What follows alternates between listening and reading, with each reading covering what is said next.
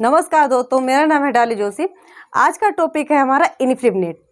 इनफ्लिपनेट से काफ़ी क्वेश्चंस आते हैं हमारे जो भी कॉम्पिटिटिव एग्जाम्स होते हैं, चाहे एनवीएस का हो, चाहे केवीएस का हो, चाहे डीएसएसबी का हो, चाहे नेट का हो। तो आज का जो हमारा टॉपिक है इनफ्लिपनेट। इनफ्लिपनेट से काफ़ी क्वेश्चंस आते हैं कि इसके द्वारा कौन कौन सी परियोजनाएं चलाई जाती हैं और कौन कौन सी योजनाएं चलाई गई, कौन कौन से इसके डाटाबेस यूज किए गए हैं। तो उनसे काफ़ी क्वेश्चंस आते हैं। ठीक है, तो स्टार्ट करते हैं इनफ्लिपनेट। सबसे पहले हम आप लोगों को बता दें कि जो हमारा इनफ्लिपनेट है इसकी फुल फॉर्म क्या है। इंफॉर्मेशन लाइब्रेरी नेटवर्क, यानी सूचना पुस्तकालय विज्ञान में क्या होता है कि जो हमारा सूचना का, ठीक है, इंफॉर्मेशन प्रदान करने के लिए इस नेटवर्क की स्थापना की गई थी सूचना विज्ञान के क्षेत्र में। ठीक है, अब देखिए इसकी फुल फॉर्म क्या है। इंफॉर्मेशन लाइब्रेरी नेटवर्क, इंफॉर्मेशन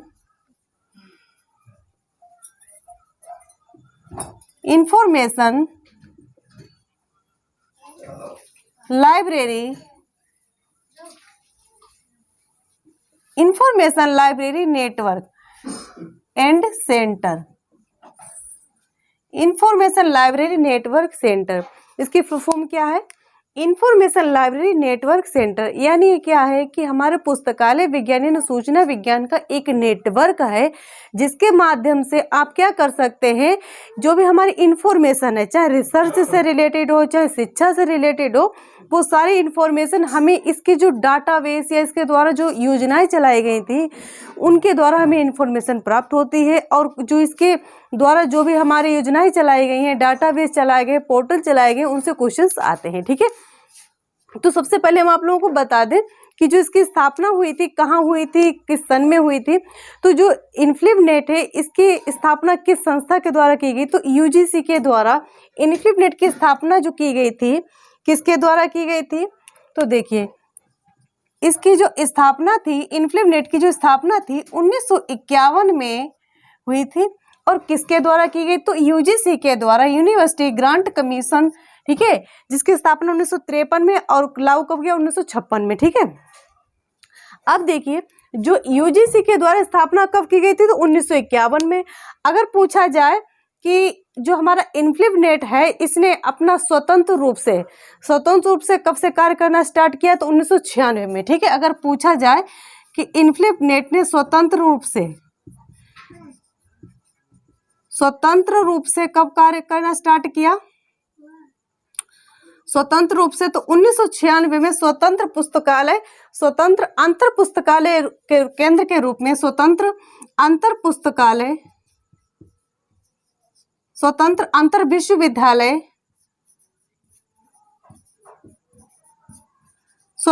अंतर विश्वविद्यालय के रूप में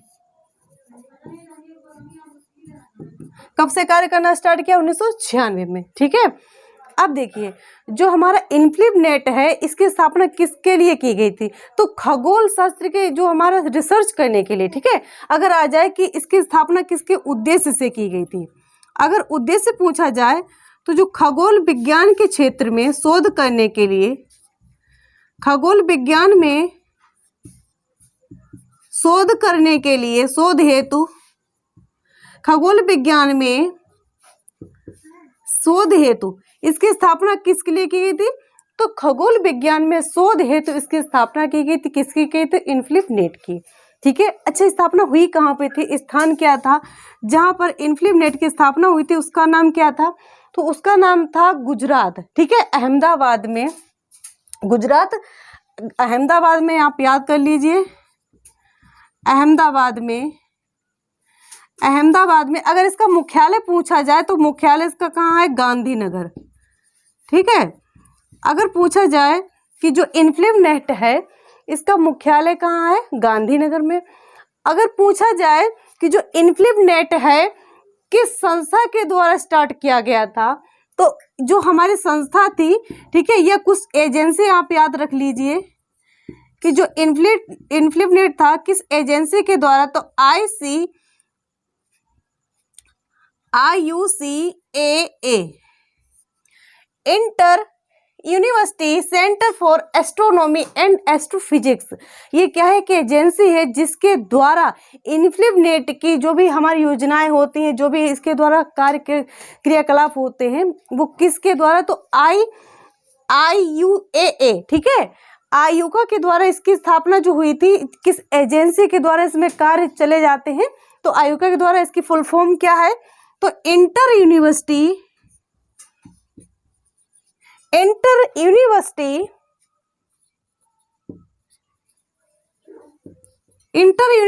centre for astronomy and astrophysics.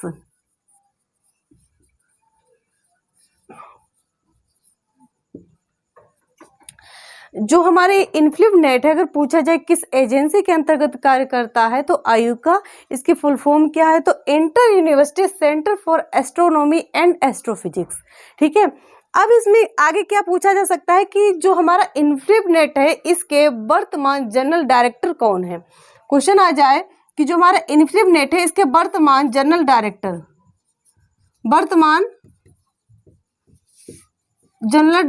कौन है। जो हमारा इन्फ्लूनेट है, इसके वर्तमान जनरल डायरेक्टर कौन है, तो वो हमारे जेपी सिंह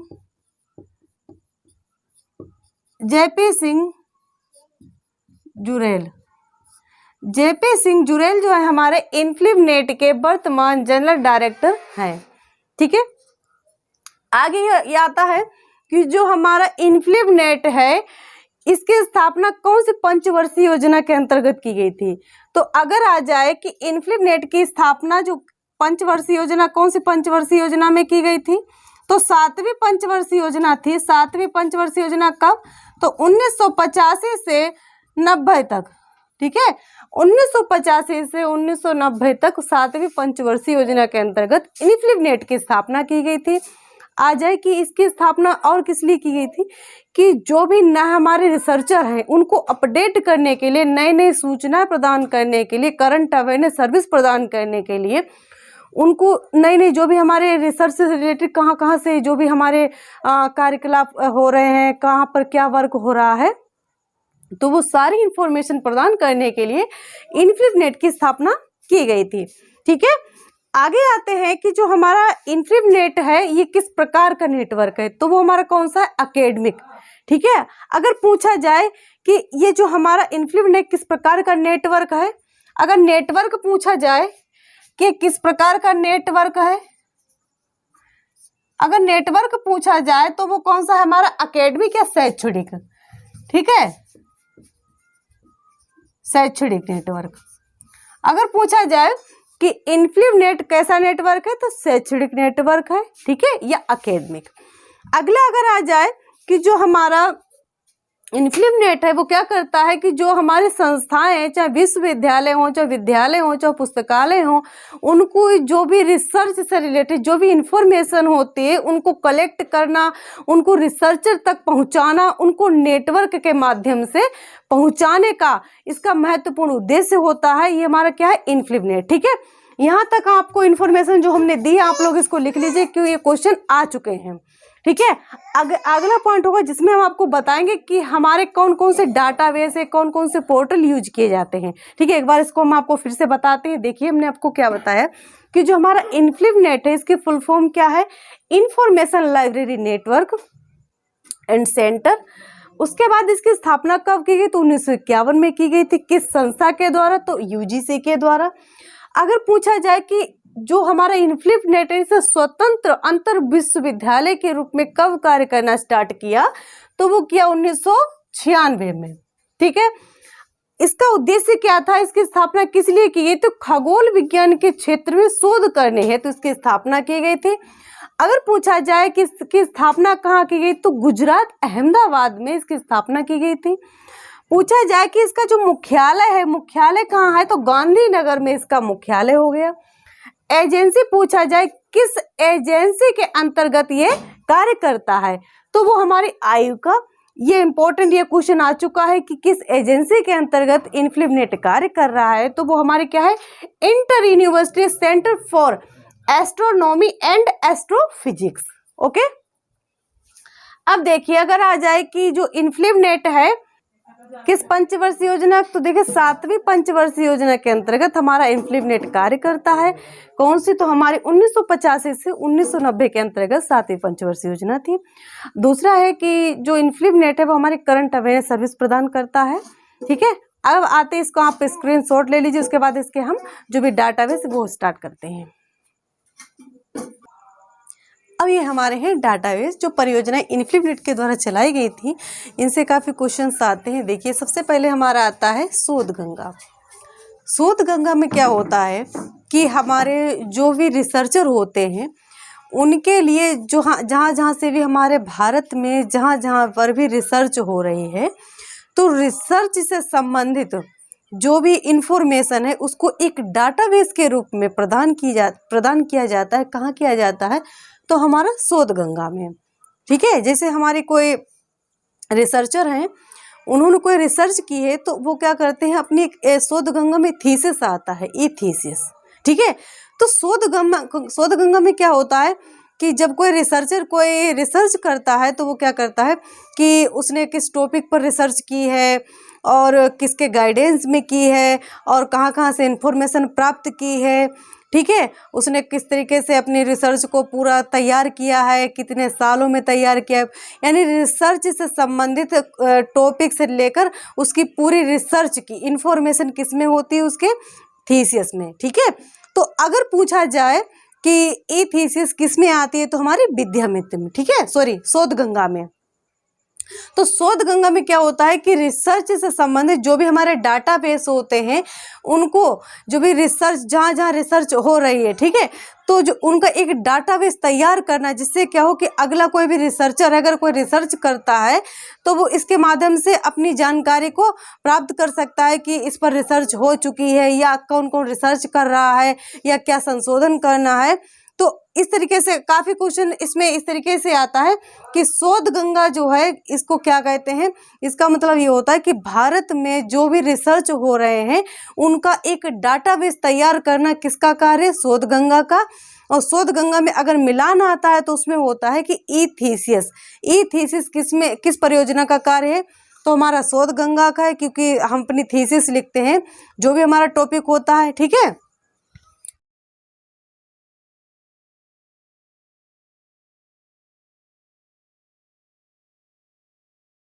कि ई थीसिस।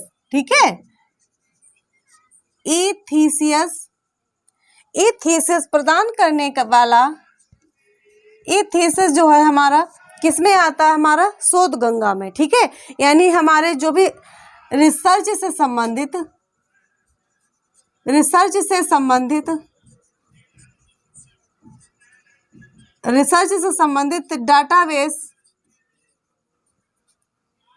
डाटाबेस तैयार किया जाता है। ठीक है, रिसर्च से संबंधित डाटाबेस तैयार किया जाता है, किसमें किया जाता है? तो हमारा शोध गंगा में स्थापना कब हुई? तो मार्च 2010 में। और इसका उद्देश्य क्या है? ई थीसिस। ठीक है, यानी रिसर्च से संबंधित जो भी इंफॉर्मेशन होती है वो किसमें मिलती है? हमारे ई थीसिस में। ठीक है, अगला आता है हमारा शोध गंगोत्री।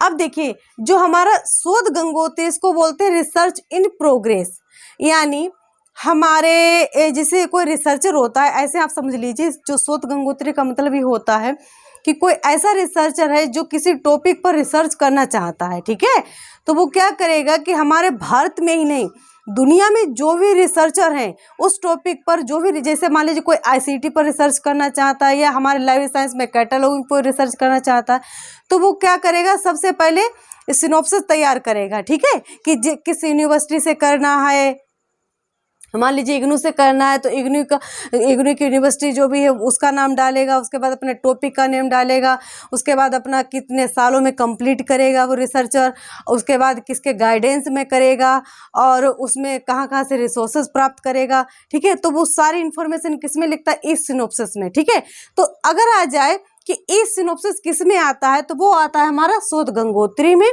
और इसमें इसका उद्देश्य ये होता है कि अगर कोई रिसर्चर है, कोई रिसर्च करना चाहता है तो वो क्या करता है कि अपनी रिसर्च से संबंधित इंफॉर्मेशन प्राप्त करने के लिए, कि अगर उसी टॉपिक पर मान लीजिए उसने कोई रिसर्च करना स्टार्ट कर दिया और उसी टॉपिक पर कोई अन्य रिसर्च कर रहा है, तो वो भी उसके ऑथेंटिक इन्फॉर्मेशन नहीं होगी, मतलब उसको मान्य नहीं प्राप्त होगी।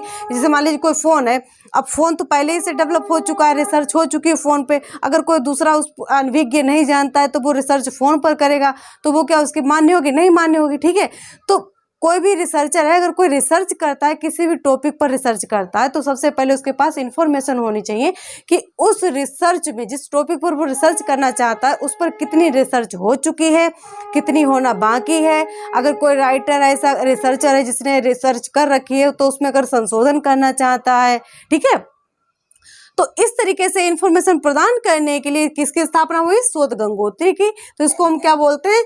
इसकी स्थापना किस लिए की थी? Research in progress, RIP। ठीक है, इसको बोलते हैं research in progress, research in progress. ठीक है, रिसर्च इन प्रोग्रेस किसको बोलते हैं? हम बोलते हैं शोध गंगोत्री को। ठीक है, यानी हमारे दुनिया भर में इसको हम एक और बोल सकते हैं कि ई सिनोप्सिस। ठीक है, इसको हम क्या बोलते हैं? ई सिनोप्सिस।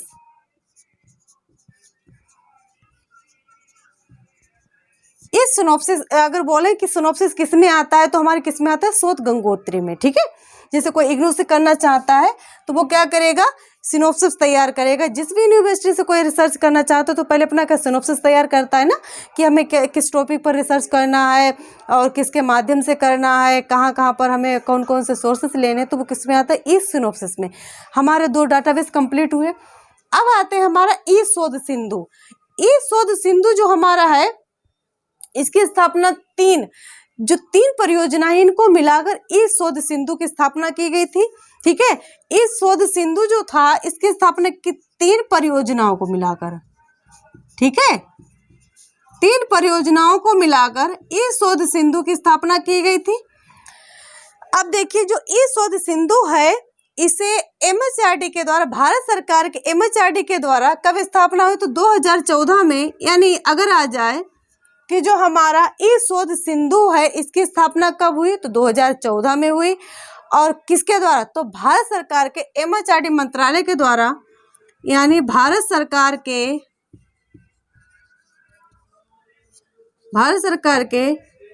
MHRD मंत्रालय के द्वारा, MHRD मंत्रालय के द्वारा इसकी स्थापना हुई। किसकी स्थापना हुई? तो हमारे ई शोध सिंधु की। ठीक है, ई शोध सिंधु की स्थापना की 3 परियोजनाओं को, इससे क्वेश्चन आ चुका है, अभी भी क्वेश्चन आया था नेट में कि ई शोध सिंधु किन 3 परियोजनाओं से मिलकर स्थापना हुई और किस कारण से हुई। ठीक है, तो जो हमारा ई शोध सिंधु है, ये हमारे किससे संबंधित? शिक्षा से संबंधित है, कि टीचरों के लिए, बच्चों के लिए, रिसर्चर के लिए, कि हमारे 3 बताए गए हैं। ठीक है, इसलिए इसकी स्थापना हुई थी। तो इसमें एक तो हमारा यूजीसी इन्फोनेट। ठीक है, एक तो हमारा क्या? यूजीसी इन्फोनेट, एनलिस्ट और इन्फोपोर्ट। फर्स्ट में आता है हमारा यूजीसी इन्फोनेट, एक आता है हमारा एनलिस्ट, एक आता है हमारा AICTE। ठीक है, AICTE इंडेस्ट।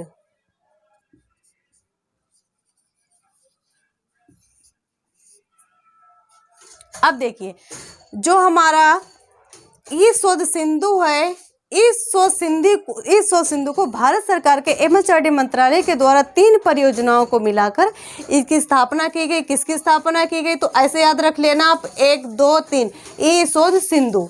ठीक है, ई शोध सिंधु को कौन कौन सी 3 परियोजनाएं थी? तो हमारी एक तो हमारी यूजीसी इन्फोनेट थी, एक एनलिस्ट थी और एक ST इंडेस्ट थी। ठीक है, इसकी परियोजना की स्थापना कब हुई? तो 2014 में हुई। ठीक, अब देखिए, जो हमारा यूजीसी इन्फोनेट है, वो में शिक्षा संबंध अगर आ जाए कि जो हमारा एनलिस्ट है, ठीक है, ये क्या है? इसमें जो हमारे रिसर्चर है या हमारा जो भी विद्यार्थी है, ठीक है, वो क्या कर सकता है? कोई ऐसी इन्फॉर्मेशन, कोई रिसर्च करना चाहता है किसी टॉपिक पर और वो उसको इन्फॉर्मेशन नहीं मिल रही। अब रिसर्चर ही नहीं, कोई विद्यार्थी भी अगर कोई इन्फॉर्मेशन प्राप्त करना चाहता है अगर उसको नहीं मिले तो वो इस वेबसाइट पर जाकर रिसर्च इंफॉर्मेशन प्राप्त कर सकता है, उसको पढ़ सकता है, उसको डाउनलोड भी कर सकता है। ठीक है, तो अगर आ जाए कि ऐसी कौन संस्था जिसमें रिसर्चर या विद्यार्थी ऑनलाइन शिक्षा प्राप्त भी कर सकता है और उसको डाउनलोड भी कर सकता है, तो वो हमारे किस में, तो एन लिस्ट में। इसमें हम ई रिसोर्सेस इसको बोल सकते हैं, ई रिसोर्स। ठीक है, इसमें जो विद्यार्थी हैं हमारे विद्यार्थी, वो क्या कर सकते हैं, ई रिसोर्स के माध्यम से डाउनलोड भी कर सकते हैं। ठीक, रिसर्चर हो चाहे विद्यार्थी हो, वो क्या कर सकते हैं, इसके माध्यम से जो हमारा एन लिस्ट है, एन लिस्ट के माध्यम से एक ऐसी वेबसाइट है जिसमें आप अपनी इंफॉर्मेशन प्राप्त कर सकते हैं, उसको पढ़ सकते हैं, रीड कर सकते हैं, यहाँ तक कि उसको सेव भी कर सकते हैं, डाउनलोड भी कर सकते हैं, प्रिंट भी कर सकते हैं। ठीक है, तो वो किस में आता है, हमारा एन लिस्ट में। अब आते हैं हमारा एएसटी, ये हमारा होता है टीचर्स के लिए। ठीक है, ये हमारा किसके लिए होता है, टीचर्स के लिए। अब देखिए अगला आता है हमारा, ये हमारी क्या हुई, ये परियोजना हो गई। अगला आता है हमारा ओजस, जो ओजस 3 हो गई। अब आता है हमारा इन्फोपोर्ट। इन्फोपोर्ट, इसकी स्थापना किस लिए की गई थी, तो हमारा जो इन्फोपोर्ट है इसकी स्थापना जो हुई थी, इसमें क्या किया गया था, जैसे हम कोई रिसर्च करते हैं। ठीक है, रिसर्च करते हैं तो हमें कोई, जैसे मान लीजिए कोई प्रसिद्ध राइटर है, या कोई शीर्षक प्रसिद्ध है, या कोई बुक का नेम प्रसिद्ध है। ठीक है, तो क्या करते हैं हम, उसके माध्यम से एक कैटलॉग तैयार करना। जैसे कोई रिसर्चर है, कोई रिसर्च करना चाहता है तो उसको कोई राइटर का नेम पता होता है तो राइटर के नेम से कैटलॉग में देख सकता है। अगर उसे शीर्षक पता होता है तो शीर्षक के माध्यम से, या कोई उसे पूरा पाठ का नाम पता होता है तो उसके माध्यम से। तो एक कैटलॉग तैयार करना इन्फोपोर्ट का मेन उद्देश्य होता है कि जो भी हमारे डाटाबेस हैं शोधार्थी के लिए, शीर्षक, लेखक और पाठ का नाम, उसका एक कैटलॉग तैयार करना इन्फोपोर्ट का मेन उद्देश्य होता है। ठीक है, तो इसमें क्या होता है, शोधार्थी को विषय, शीर्षक, ठीक है, या लेखक को सर्च करने में क्या, इंफॉर्मेशन प्राप्त करने में इजीली से प्राप्त कर सकता है। इसमें क्या कर सकता है इन्फोपोर्ट, कि जो शोधार्थी होता है, शोधार्थी क्या कर सकता है, शोधार्थी विषय से सर्च कर सकता है। शोधार्थी किससे प्राप्त कर सकता है, विषय, शीर्षक, विषय, शीर्षक, कोई प्रसिद्ध लेखक या प्रकाशक आदि से क्या कर सकता है, सर्च कर सकता है। ठीक है, आदि के नाम से क्या कर सकता है, सर्च कर सकता है। उसके लिए क्या करना, एक कैटलॉग तैयार करना। ठीक है, या एक सूचीकरण, एक सूची तैयार करना, एक कैटलॉग तैयार करना किसका कार्य, इन्फोपोर्ट का।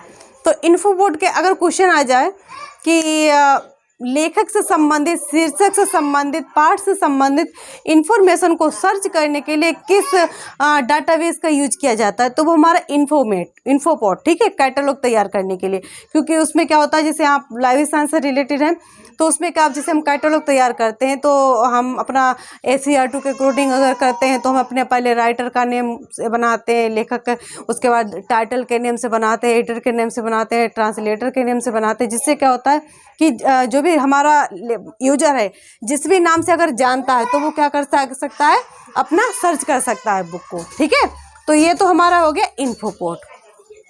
अगला आता है, एक बार आप लोग इसका स्क्रीनशॉट ले लीजिए, उसके बाद स्टार्ट करते हैं। इन्फोपोर्ट। अब आता है हमारा ओजस।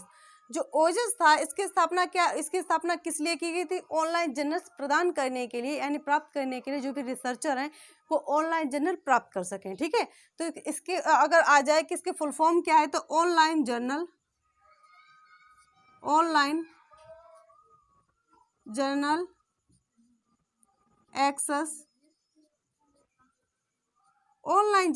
एक्सेस सिस्टम किसके फुल फॉर्म है, ओजस की।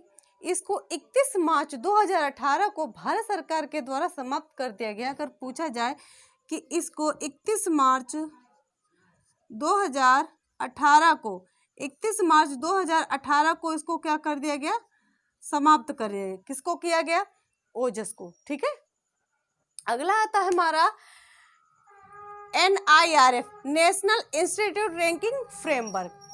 NIRF का उद्देश्य क्या है, इसका उद्देश्य यह है कि जो भी हमारे विद्यालय हैं, महाविद्यालय, जो विशिष्ट विद्यालय हैं, ठीक है, जो विशिष्ट महाविद्यालय हैं, उनको रैंकिंग प्रदान करने के लिए इसकी स्थापना की गई थी। इसका मुख्य उद्देश्य ये था कि किस यूनिवर्सिटी में कितना रिसर्च हो रहा है और किस यूनिवर्सिटी में सबसे अच्छा रिसर्च हो रहा है।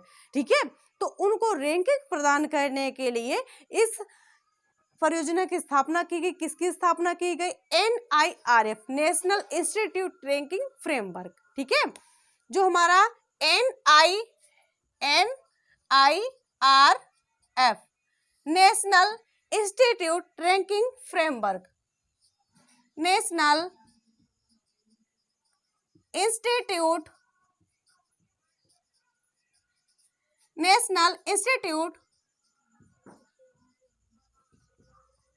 रैंकिंग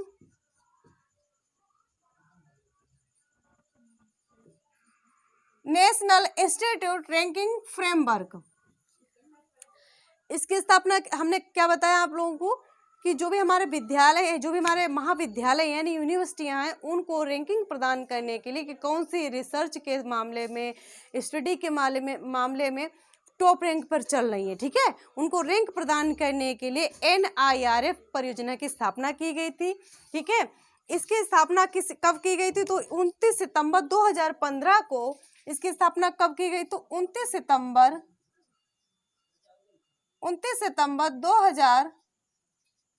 2015 को इसकी स्थापना की गई थी। किसकी स्थापना की गई थी, तो NIRF की। ठीक है, नेशनल इंस्टीट्यूट रैंकिंग फ्रेमवर्क की स्थापना कब की गई थी, 2015 में, यानी 29 सितंबर 2015 को NIRF की स्थापना की गई थी। इसका मेन उद्देश्य ये था कि जो भी हमारे महाविद्यालय उनको रैंकिंग प्रदान किया जाए। ठीक है, अगला आता है हमारा विद्वान। विद्वान से आप समझ सकते हैं कि विद्वान का मतलब क्या होता है। विद्वान का मतलब ये होता है कि जो हमारे विषय के विशेषज्ञ या हमारे रिसर्चर, ऐसी वेबसाइट, ऐसा पोर्टल, ऐसी परियोजना जिसके माध्यम से रिसर्चर क्या कर सकता है कि जिस विषय को वो चाहता है रिसर्च करना, ठीक है, उसके विषय विशेषज्ञ से, उसके रिसर्चर से बात कर सकता है, इंफॉर्मेशन प्राप्त कर सकता है। ठीक है, अपनी जो भी प्रॉब्लम है उसको बता सकता है, उसको सोल्व करा सकता है। ठीक है, तो अगर आ जाए कि विद्वान डाटाबेस का प्रयोग क्यों किया गया या विद्वान डाटाबेस की स्थापना किस लिए की गई, तो जो हमारे क्या है विषय के विद्वान, ठीक है, जो हमारे विषय विशेषज्ञ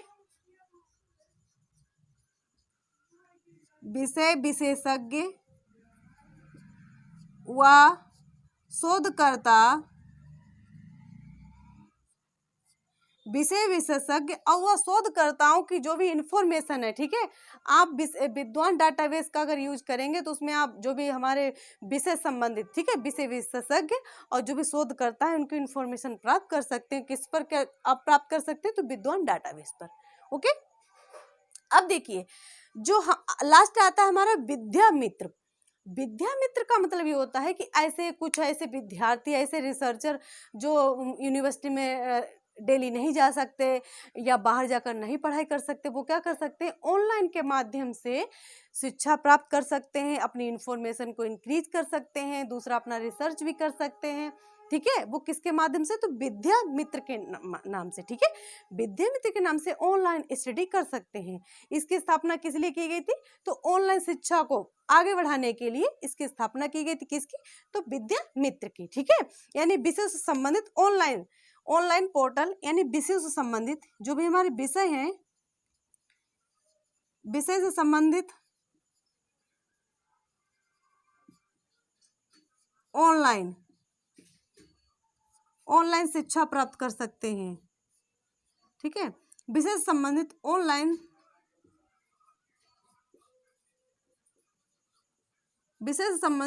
शिक्षा प्राप्त कर सकते हैं। किससे कर सकते हैं, तो विद्या मित्र से। ठीक है, अगला आता, अब देखिए एक बार हम आपको समझा देते हैं। देखिए हमने आपको कितने बताए हैं, 8 बता चुके हैं, अगले और इसमें है। देखिए सबसे पहले हम आप लोगों को क्या बताएं, शोध गंगा अगर आ जाए थीसियस, ठीक है, जो हमारे थीसियस अगर आ जाए कि शोध गंगा मिलान वाला आ सकता है कि शोध गंगा थीसिस लिखा होता है, तो आप समझ सकते हैं कि शोध गंगा में क्या होता है कि आप थीसिस जो भी हमारे भारत में जो भी रिसर्च हो चुके हैं तो उनकी थीसिस क्या होती है इस वेबसाइट पे आपको मिल सकती है, आप उसको चेक कर सकते हैं। जो भी रिसर्चर होते हैं अपनी थीसिस जब भी रिसर्च कर लेते हैं, रिसर्च करने के पश्चात वो अपनी क्या करते हैं, थीसिस प्रदान करते हैं, थीसिस जमा करते हैं, जिसपे उनका क्या होता है कि टाइटल नेम, जिस पर रिसर्च की है, कितने सालों में की है, किसके गाइडेंस में की है, और उन्होंने कहाँ कहाँ से अपना सोर्स प्राप्त किया है, तो वो सारी इन्फॉर्मेशन कहाँ पर, शोध गंगा पे मिलती है। दूसरा हमारा आता है शोध गंगोत्री, इसको बोलते हैं RI पे, रिसर्च इन प्रोग्रेस, यानी दुनिया भर में जो भी हमारे रिसर्च हो रहे हैं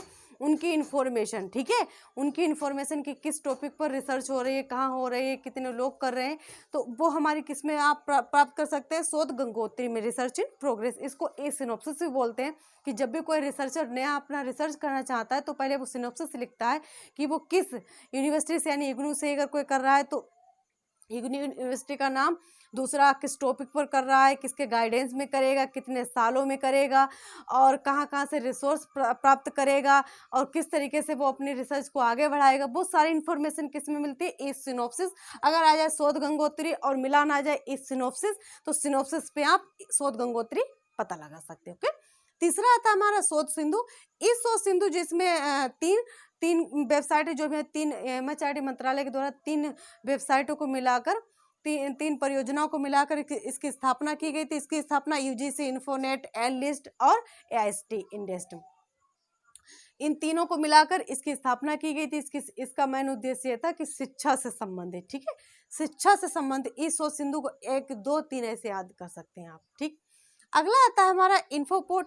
इन्फोपोर्ट मतलब ये होता है कि जो हमारे विद्यालय हैं, महाविद्यालय हैं, उनकी जो भी डाटाबेस है उनका एक कैटलॉग तैयार करना, जिससे क्या कोई रिसर्चर है, कोई रिसर्च करना चाहता है तो पाठक से, जैसे लेखक है, शीर्षक है, उसका जो रिसर्च का टॉपिक है, ठीक है, उसके माध्यम से कैटलॉग तैयार करना, जिससे क्या कोई रिसर्चर आसानी से, यानी शोधकर्ता आसानी से इंफॉर्मेशन प्राप्त कर ले। इसका उद्देश्य क्या है, इन्फोपोर्ट का। अगला आता है हमारा ओजस। ओजस की स्थापना ऑनलाइन जनरल एक्सेस सिस्टम, यानी ऑनलाइन तरीके से आप जनरल प्राप्त कर सकते हैं, लेकिन उसमें कुछ प्रॉब्लम हो, इस कारण से 31 मार्च 2018 को इस ओजस की स्थापना, ओजस को समाप्त कर दिया गया।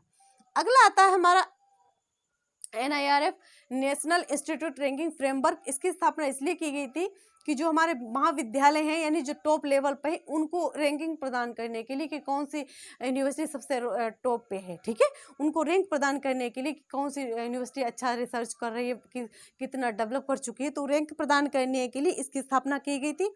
अगला आता है हमारा विद्वान डाटाबेस। इसकी स्थापना इसलिए की गई थी कि जो भी हमारे विषय विशेषज्ञ हैं या जो हमारे शोधकर्ता हैं, ठीक है, उनकी इन्फॉर्मेशन प्राप्त करने के लिए आप किस पर जा सकते हैं, विद्वान डाटाबेस, विद्वान से आप समझ सकते हैं। अगला आता है हमारा विद्यामित्र। विद्यामित्र के इसकी स्थापना, इस पोर्टल की स्थापना इसलिए की गई थी कि जो भी हमारे रिसर्चर हैं या जो भी हमारे पाठक हैं, जो भी हमारे विद्यार्थी हैं, बाहर जाकर स्टडी नहीं कर सकते, तो वो क्या कर सकते हैं, ऑनलाइन के माध्यम से ठीक है, ई बुक के माध्यम से डाउनलोड भी कर सकते हैं, प्राप्त भी कर सकते हैं, वीडियो लेक्चर जो भी उन्हें पढ़ना है वो पढ़ सकते हैं, किसके माध्यम से, ई विद्यामित्र के नाम से। ओके, तो ये हमारी वेबसाइट कंप्लीट हुई। अगला आते हाँ हो गया इसके बाद अब आप स्क्रीनशॉट ले लीजिए, उसके बाद अगला स्टार्ट करते हैं। अब आते हैं हमारे सेवक, Swayam Prabha, indicate, soul, calibre, plan. ये हमारे लास्ट है। इसमें क्या है, सेवक।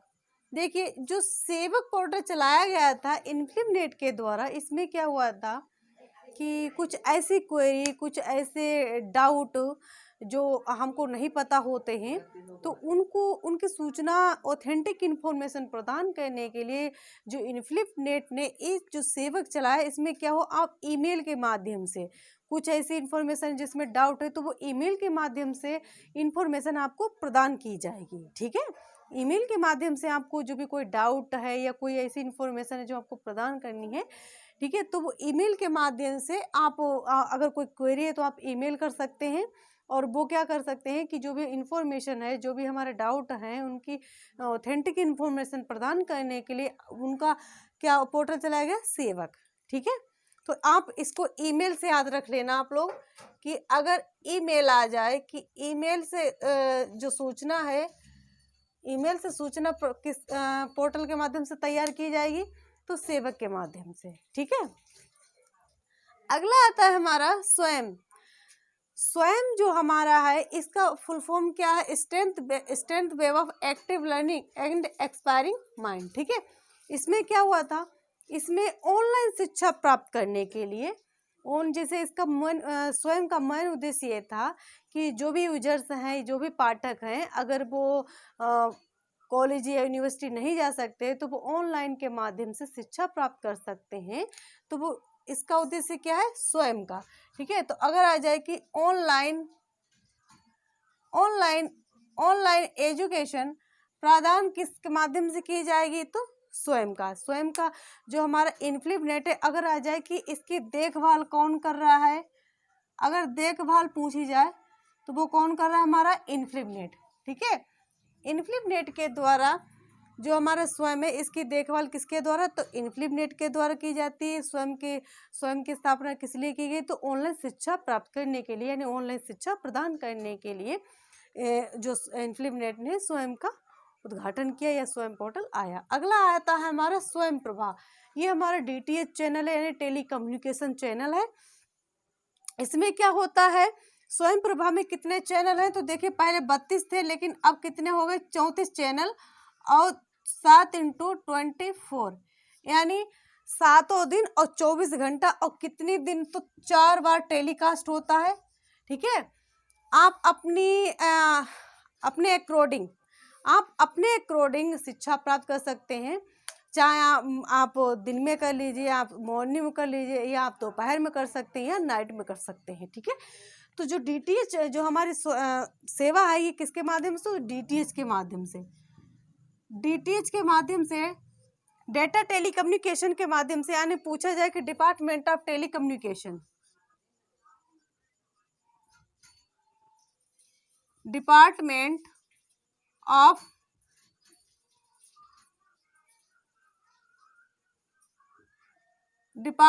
ऑफ टेलीकम्युनिकेशन, इसके माध्यम से शिक्षा प्रदान की जाती है। किसके माध्यम से, स्वयं प्रभा का मेन उद्देश्य क्या है कि जो भी विषय हैं, ठीक है, जो भी विषय हैं उनको DTH के माध्यम से, टेलीकम्युनिकेशन के माध्यम से शिक्षा प्रदान करना किसका उद्देश्य है, स्वयं प्रभा का।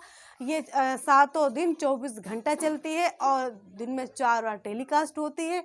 ठीक है। ये हमारे क्या हो गए, स्वयं प्रभा। अब आता है हमारा इंडिकेट। इसमें क्या होता है, इंडिकेट की स्थापना, इसमें क्या होता है कि इसमें हमारे जैसे कैटलॉग तैयार करना, जैसे हमारे कुछ ऐसे कैटलॉग तैयार करना जिससे क्या हो कि जो भी हमारे पुस्तकालय हैं, ठीक है, जो भी पुस्तकालय हैं, जो भी यूजर्स हैं, उनके लिए कैटलॉग तैयार करना, जिससे क्या हो कि जो भी रिसर्चर हैं वो इन्फॉर्मेशन प्राप्त कर सकें। अगर आ जाए कैटलॉग, तो इंडिकेट का अगर आ जाए कैटलॉग आ जाए, तो आप याद कर लीजिए कि कैटलॉग में अगर आ जाए तो कैटलॉग इंडिकेट का मेन उद्देश्य होता है कैटलॉग तैयार करना, जिससे क्या हो रिसर्चर इन्फॉर्मेशन प्राप्त कर ले कैटलॉग के माध्यम से कि कहाँ से उसे इन्फॉर्मेशन लेनी है। ठीक है। अगला आता है हमारा साउल। साउल से क्वेश्चन आते हैं कि साउल सॉफ्टवेयर की स्थापना कब हुई, तो साउल जो आया था 2000 में आया था हमारा, और कौन सा आया था, 1.0 वर्जन आया था। अगर आ जाए कि जो साउल 2009 में आया, इसका 2 वर्जन आया था, 2.0। अगर आ जाए कि 2021 में साउल का 3 वर्जन आया था, 3.0 वर्जन आया था। ठीक है।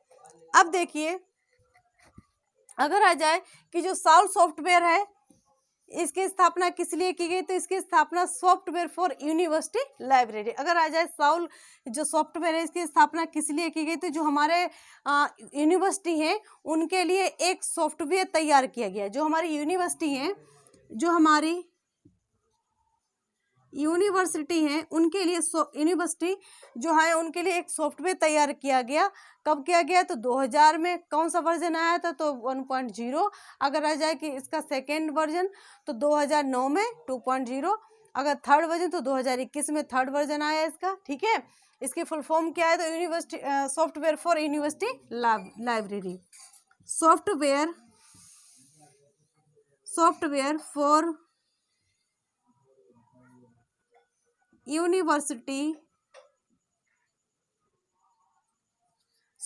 फॉर यूनिवर्सिटी लाइब्रेरी सॉल्व की फुल फॉर्म है। ठीक है, अगला आता है हमारा। अब देखिए जो हमारे दो प्रोग्राम चलाए जाते हैं किसके द्वारा? हमारे जो इनफ्लिपनेट है इसके द्वारा दो प्रोग्राम चलाए जाते हैं। एक तो हमारा प्लानर और दूसरा केलीवर। ठीक है, जो केलीवर है इसकी जो डेट है वो फिक्स नहीं है। इसको क्या कर सकते हैं? समय समय पर वो क्या कर सकते हैं? सम्मेलन करते हैं।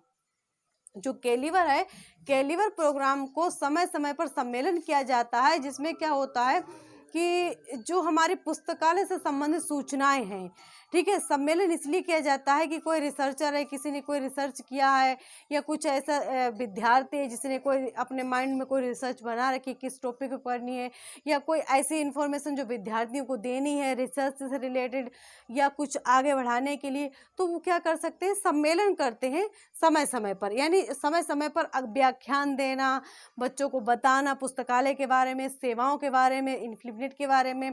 ठीक है, तो अगर आ जाए कि जो केलीवर है इसका ये क्या है? तो ये हमारा क्या सम्मेलन है। इसमें सम्मेलन दो प्रोग्राम चलाए जाते हैं। एक तो हमारा आ गया केलीवर और दूसरा आ गया हमारा प्लानर। ठीक है, तो केलीवर की तो हमारी फिक्स डेट नहीं होती, इसको समय समय पर प्रोग्राम किया जाता है। ठीक है, समय समय पर सम्मेलन किए जाते हैं। किसके? वो किए जाते हैं केलीवर के। ठीक है, इसमें इसका उद्देश्य क्या होता है? अगर केलीवर का आ जाए कि इसका उद्देश्य क्या होता है, तो इसका उद्देश्य होता है कि जानकारी, जैसे शोध से संबंधित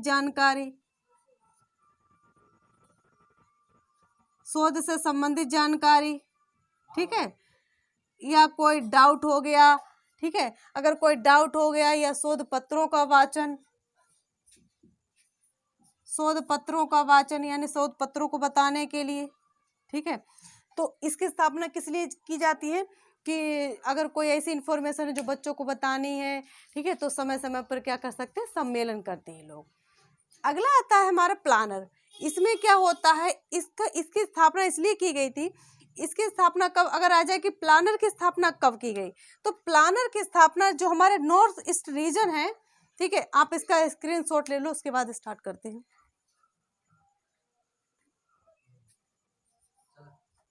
अब आते हैं हमारा प्लानर। जो प्लानर है, प्लानर प्रोग्राम की स्थापना कब की गई? तो 2003 में प्लानर की स्थापना हुई। कब हुई? तो 2003 में। ठीक है, प्लानर की पूछ जाए कि प्लानर की स्थापना कब हुई, तो प्लानर की जो स्थापना हुई थी कब हुई थी? तो 2003 में प्लानर की स्थापना हुई थी। अगर पूछा जाए इसकी फुल फॉर्म अगर आ जाए कि प्लानर की फुल फॉर्म क्या है, ठीक है, तो promotion of library promotion of library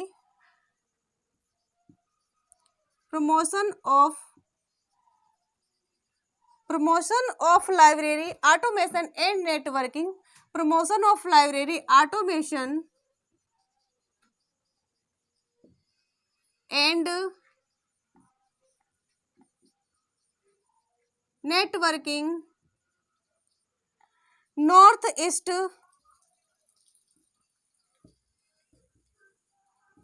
reason.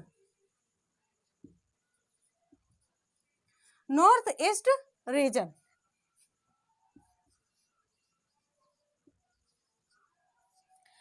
जो हमारा प्लानर है, प्लानर की स्थापना कब हुई? तो 2003 में हुई। इसमें क्या होता है? वार्षिक सम्मेलन होता है। अगर आ जाए कि जो प्लानर है इसका क्या होता है? इसका वार्षिक सम्मेलन होता है। ठीक है, वार्षिक सम्मेलन अगर पूछा जाए कि फिक्स सम्मेलन किसका है, तो वो है हमारा प्लानर का क्या है? वार्षिक सम्मेलन होता है।